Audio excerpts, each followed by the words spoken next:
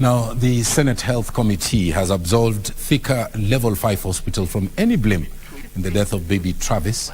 We remember he had a focal jembe lodged in his head. Kiambu Governor Kimani Wamatangi appearing before the Senate Committee, accompanied by all medics who attended to the boy and defending their decision to refer the boy to Kenyatta National Hospital.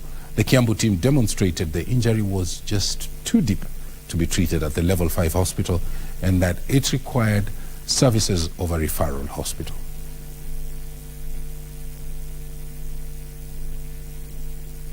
So you can imagine now you have a forked hole inside the brain matter. You've had to displace a few things out of that. So that's why we had the brain edema, and we tried to give mannitol to reduce the effect that the brain had at that point. So if you were to immediately remove that, the brain would have to fill in with that gap with something, and that can crash. This case elaborates very clearly that there's a very thin line between a patient for level 5 and a patient for level 6. Therefore, what we need to be working on is a system where these services are available where they are needed most, that is in the devolved centers. Look at the budget support given to level 6, compare that with what is given to level 5.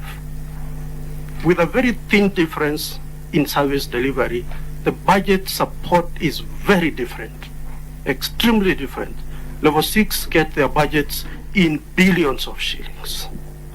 Level 5 are left with, together with the county burden from level 1 to be funded at the same time.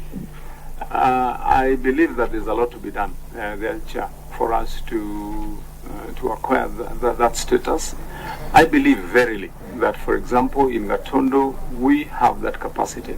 Now, when upon inspection, as I said earlier too, I found that in Gatondo we have a very state-of-the-art theater that has never been operationalized with very sophisticated equipment inside. But for the last 1 year or more than 1 year, it's just been stagnant.